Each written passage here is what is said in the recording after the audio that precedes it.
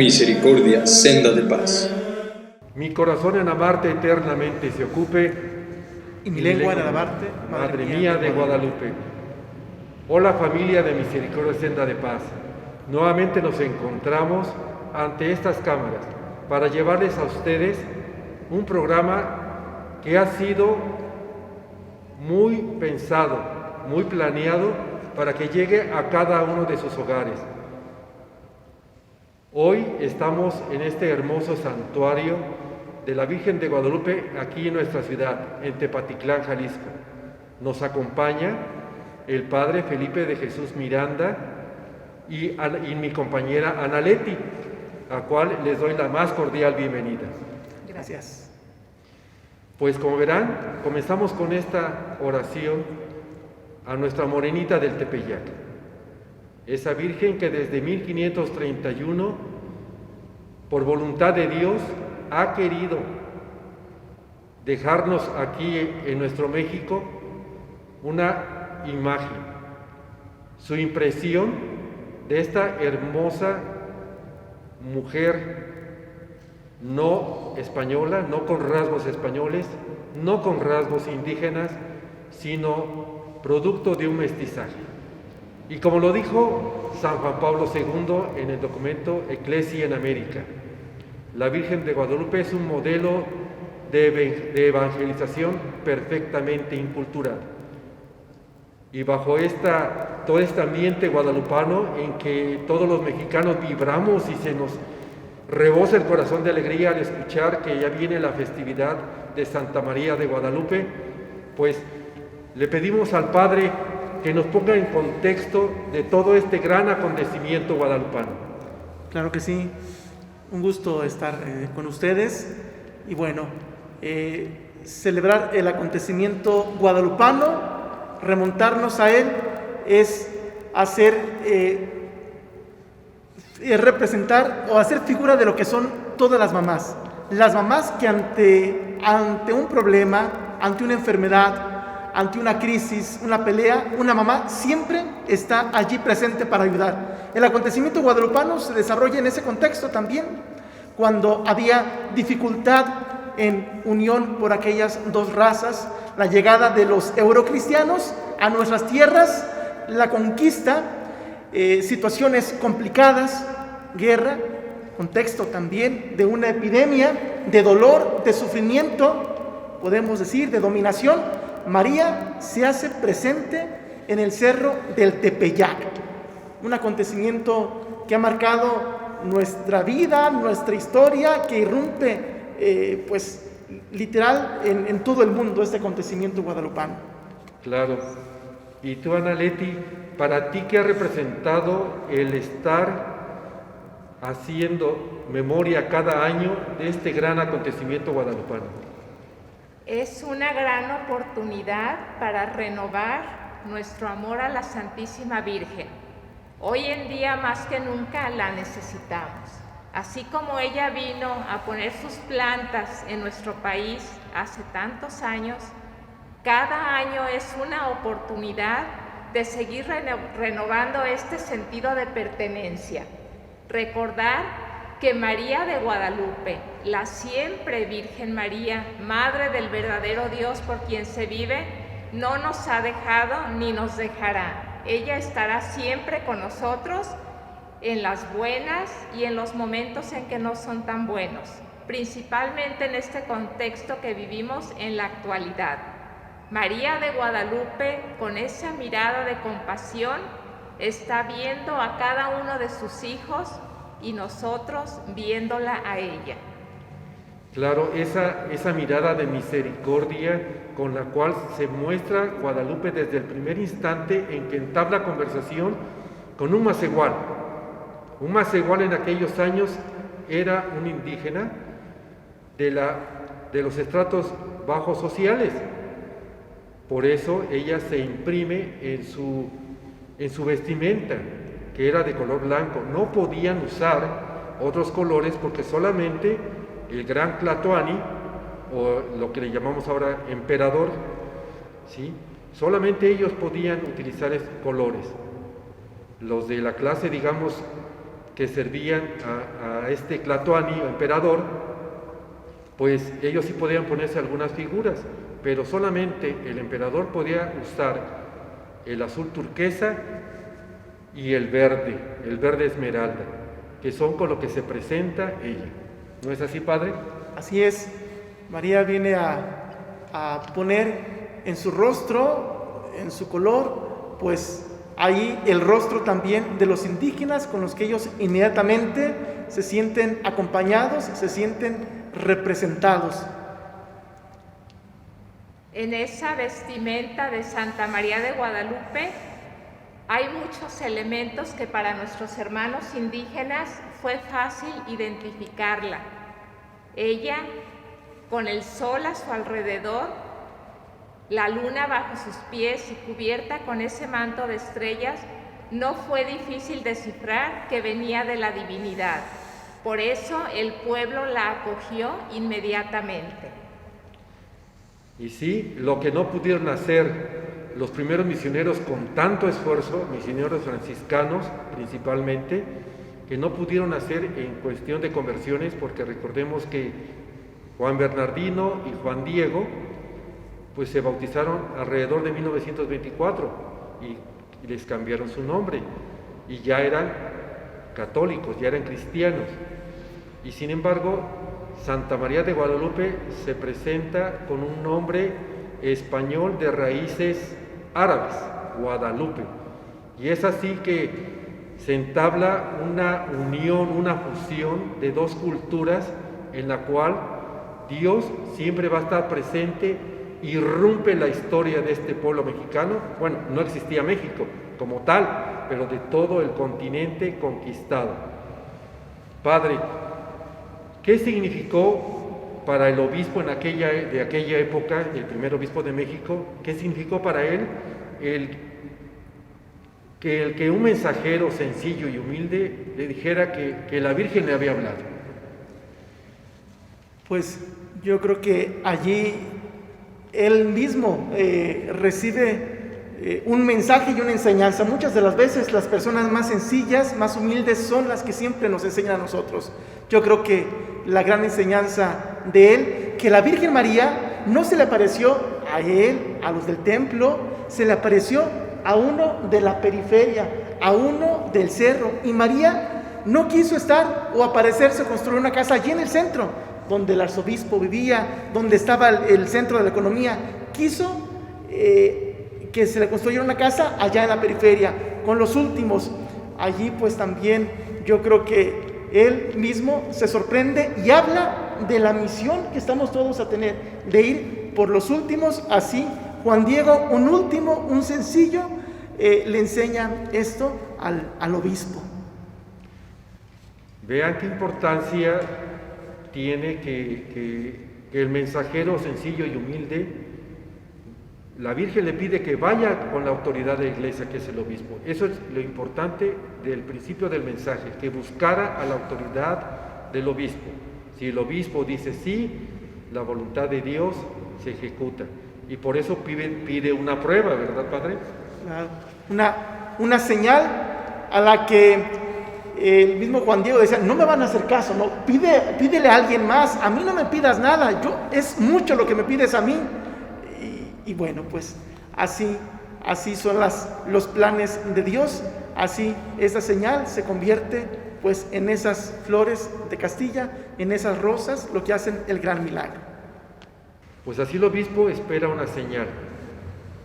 Juan Diego regresa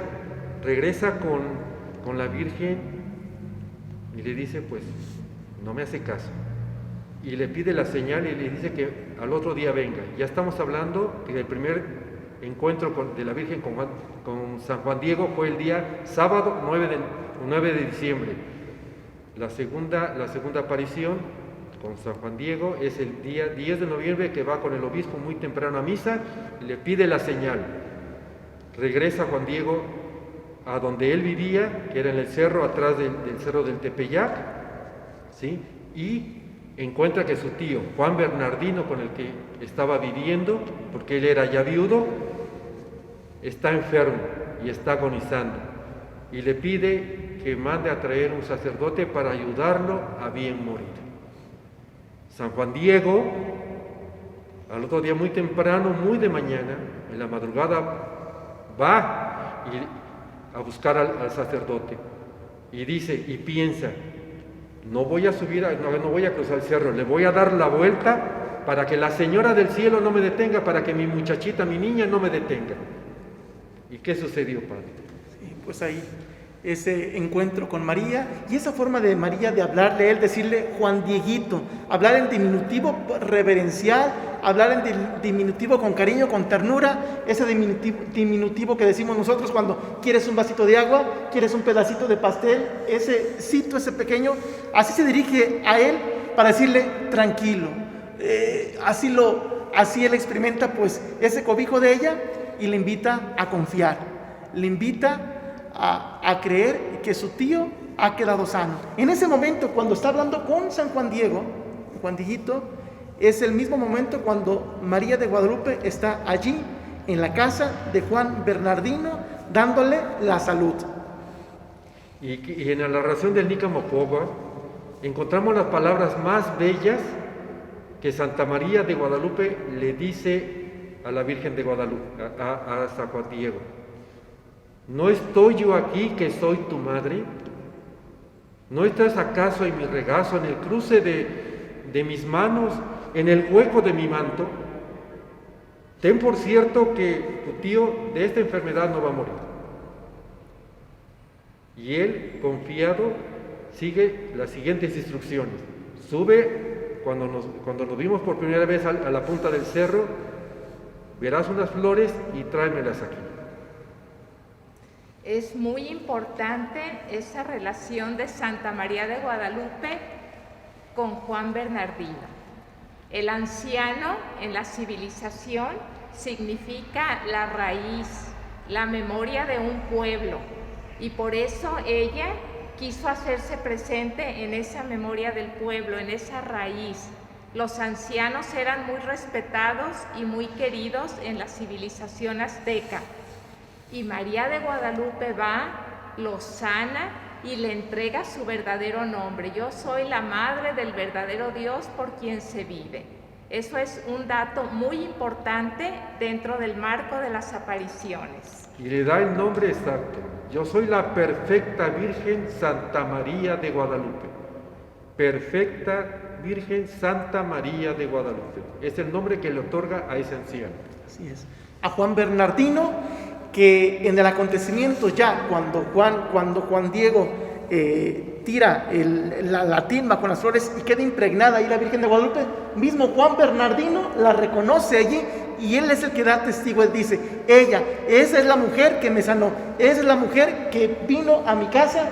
Es el que, digamos, da credibilidad o manifiesta, da profesión de lo que él ha vivido, y así todos creen en ese acontecimiento. Y sí, y a partir de ahí, miles de conversiones. Los franciscanos narran en sus crónicas que después de las apariciones se contaban por cientos los indígenas que venían a pedir el bautismo. Y decían: ¿qué sucedió? ¿Qué pasó?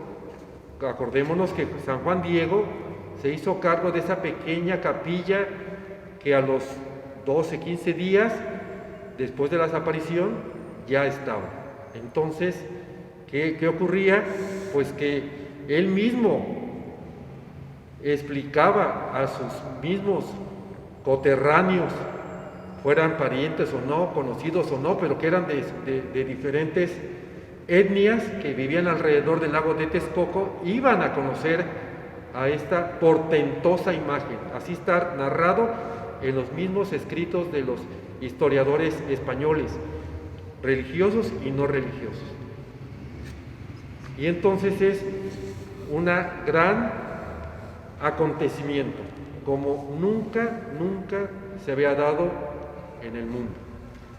Así es, sí. Y bueno, el dato, ¿y de qué estaba enfermo Juan Bernardino? La Virgen María, ¿de qué lo sanó?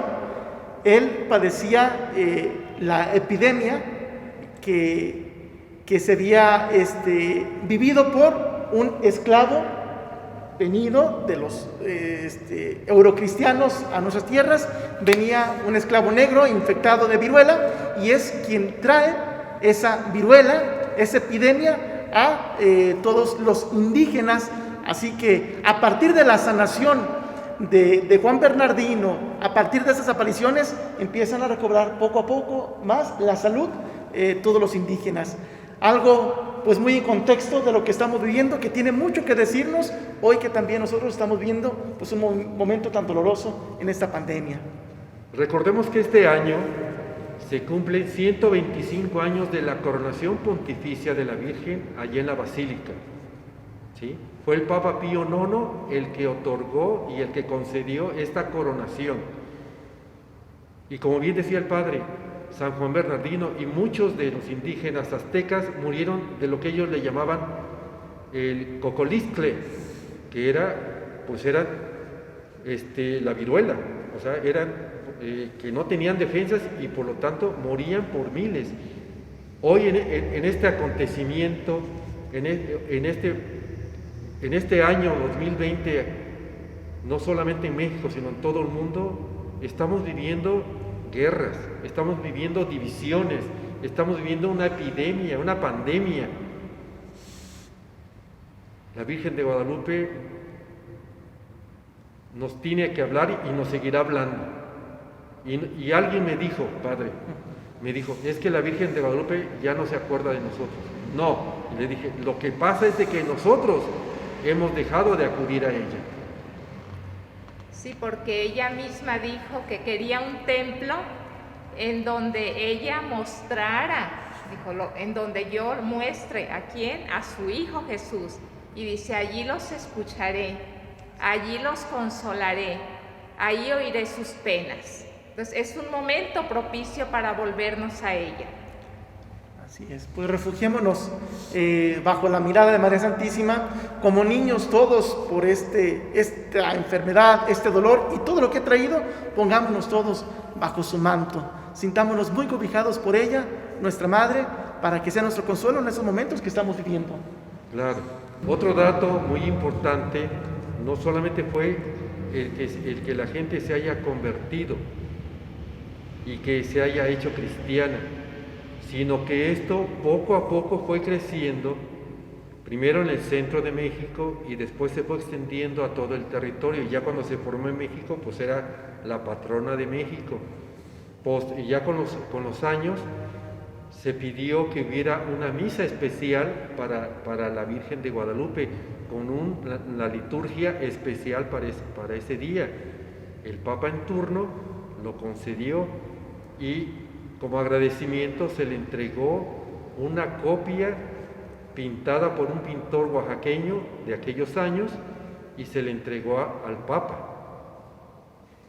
Una de esas copias que después hicieron nos narra la historia que fue una de las que acompañó en la batalla de Lepanto. ¿Sí? Una de esas copias fue de las que estuvieron en muchas batallas donde la Iglesia estaba librando batallas. Y ahora en la actualidad, ¿en qué parte del mundo no existe una capillita, un templo dedicado a Nuestra Señora de Guadalupe? Sí, por todas partes precisamente ahí se hace realidad este acontecimiento, se hace realidad el deseo de María, estar en todas partes. Y hoy seguramente tendrá que estar esa casita, ese lugar también en cada hospital, ahora en cada casa. María quiere llegar a ese lugar, a ese templo, en nuestro corazón también ahí, con los últimos, con los pobres, con los enfermos, con los que están desesperanzados, con los que están sufriendo esta situación de la pandemia, por la economía, por la crisis, tantas situaciones que ha provocado esta situación. Claro, y recordemos que tanto es así que en las redes ustedes lo pueden buscar, el canto de la guadalupana, y van a encontrar que en África la cantan en su lengua propia. En Polonia, la tierra del Papa Juan Pablo II, cantan la guadalupana en polaco. Si vamos a otro país, se canta la guadalupana en su propia lengua. O sea, la imagen de Santa María de Guadalupe es universal. Tanto que en la estación allá, más allá de la luna, en la Estación Espacial Internacional, hay una pequeña estampa de la Virgen de Guadalupe.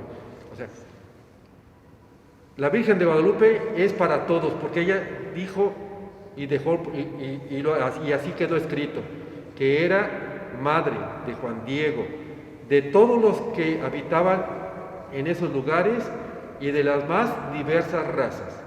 O sea, se hace universal y volvemos al catolicismo. La misión de Jesús es la salvación de todo ser humano. ¿Cómo ha sido querida esta imagen por Juan Pablo II en sus visitas, siempre visitándola y en oración? El Papa Francisco también en su visita, ¿cómo estuvo ahí a solas con ella? Yo creo que él como científico comprende más esa situación de cómo María de Guadalupe se quedó impresa en ese ayate, algo que no tiene una explicación humana. Claro, 11 años faltan para que cumpla 500 años esa impresión que nos dejó Santa María de Guadalupe y que la podemos admirar, y no solamente admirar, venerar y llevarla impresa en nuestro corazón, aquella que está en la que conocemos como la Villa de Guadalupe, que ahora el nombre correcto de la basílica es la insigne y nacional Basílica de Nuestra Señora de Guadalupe. Entonces acudamos siempre a su intercesión, a pedirle que nos cubra siempre con su manto lleno de estrellas y que siempre nos lleve a Jesús.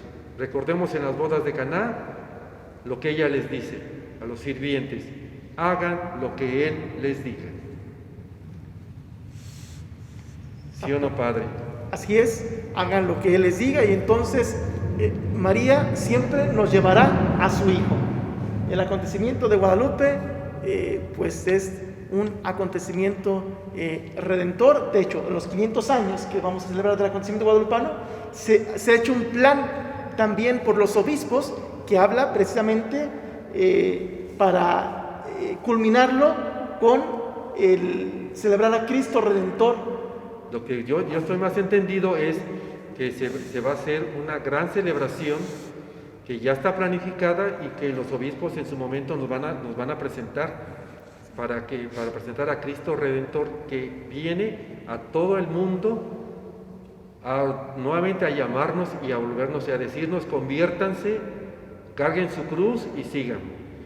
Pero en esta planificación que van a hacer los obispos aquí en México, pues también hay una planificación para este santuario, para este mes de diciembre. ¿Qué plan tiene usted, Padre? Claro que sí. Bueno, pues platicándolo con nuestro señor cura Emiliano acerca de cómo vamos a llevar a cabo este año las celebraciones, confiando en que las medidas sanitarias para entonces será de que sí, los templos estén abiertos. Entendemos que botón de emergencia, pedimos a Dios que ya no haya, y para así tener el templo abierto, tener esta casa siempre abierta como siempre se ha querido. Y una casa de una madre siempre está abierta, siempre tiene que estar dispuesta para cerrar, para recibir a sus hijos. Cerrar el templo en unas fiestas de la Virgen de Guadalupe sería contradecir también el mismo acontecimiento. La casita tiene que estar abierta para dar esperanza, para dar cobijo. Así que estará abierta esta casa, pero sí, hemos pensado que por este año las peregrinaciones de tantos colegios, de tantos grupos, asociaciones que vienen, no se hagan en este año, pero sí, las celebraciones eucarísticas sí se realizarán como de ordinario. Además de las celebraciones eucarísticas, ¿habrá algún novenario virtual o que se suba por alguna plataforma? Porque algunas personas, sobre todo de edad ya mayor o con riesgo o enfermas, pues quisieran venir, pero a lo mejor no va a ser posible. ¿Va a haber alguna transmisión? Así es, transmisiones especiales solamente por el momento planeadas. Es el día 11 por la noche, en el que aquí el Santuario de Guadalupe por muchos años ha tenido la tradición de que muchas personas vienen a las mañanitas. Este año sí, las mañanitas sí serán a puerta cerrada, y eso sí, ese homenaje a María sí se va a ser transmitido. Seguramente también las otras celebraciones. Aquí en el Santuario de Guadalupe, en todo el barrio, esta comunidad, hay algo muy, muy bonito, que es que todos los días por la noche viene una familia y se lleva a la Virgen a su casa, y allí afuera de su casa o dentro de su casa tiene toda una velada con María Santísima. Ahí las personas sacan de cenar, sacan rompope y se vive realmente pues una velada en torno a ella. Entendemos por esta situación no saldrá tampoco la Virgen así en peregrinación, pero será también oportunidad para tomar conciencia de que María está allí también, que estamos llamados a ser una iglesia viva y que María está en cada hogar, está cuidándonos en cada casa. Por último, Padre, ¿se va a hacer alguna otra celebración especial como recordar la coronación, el Cristo que nos comentaba, el Cristo que está aquí en el altar? Sí, claro. Celebrando los 125 años de la coronación pontificia de la Virgen de Guadalupe, aquí también en el santuario se va a hacer la coronación a la Virgen María. No tenemos datos de cuándo se coronó esta imagen, pero sí tenemos una corona que estaba aquí en el santuario, algo dañada, muy lastimada, se ha mandado remozar, está restaurada y en torno a los festejos vamos a coronar a la Virgen María. Creo que queda muy bien en ese contexto del aniversario de su coronación. Además, también tenemos aquí en el presbiterio una imagen de un Cristo que data del siglo XVIII, dicen. Las personas acuden a él, le prenden veladoras. Padre, ¿cómo se llama? Bueno, realmente no tiene un nombre tal cual, sabemos que es Jesucristo, pero también este año queremos proponer el nombre del Señor compasivo. Si hablamos de que María Santísima, la Virgen de Guadalupe, vino a mostrar la compasión a ese pueblo, tiene una mirada compasiva, María tiene esa mirada porque se parece a la de su Hijo. Jesucristo mira con compasión porque mira su madre. Entonces, en este contexto, llamaremos Señor de la compasión. Muchas gracias, Padre. Muchas gracias, Analeti. Nos da la bendición, Padre. Claro que sí. Que María Santísima siga siendo nuestra compañera en esos momentos de prueba. El Espíritu Santo nos siga fortaleciendo y Jesús sea el camino que nos conduce a todos a la casa del Padre. La bendición de Dios Padre, Hijo, Espíritu Santo descienda sobre ustedes, sobre su familia y permanezca para siempre. Hasta luego, familia guadalupana. ¡Viva la Virgen de Guadalupe! ¡Viva! ¡Viva!